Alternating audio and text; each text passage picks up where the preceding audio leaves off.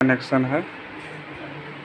यहाँ पे वॉल्यूम का तार है और ये स्पीकर का तार है। इसको डायरेक्ट करने के लिए यहाँ से हटाना है, शोल्डर हटा देना है या तो काट देना है कटर से।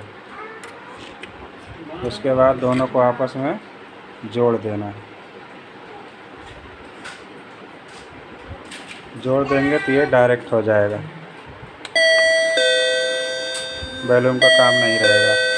अगर वॉल्यूम ख़राब होता है तो, और चिप ख़राब होगी तो इससे पता चलेगा, शॉर्ट करने पे बजेगा नहीं। तो उसके लिए नया चिप लगाना पड़ेगा पूरा सर्किट, ये हटा के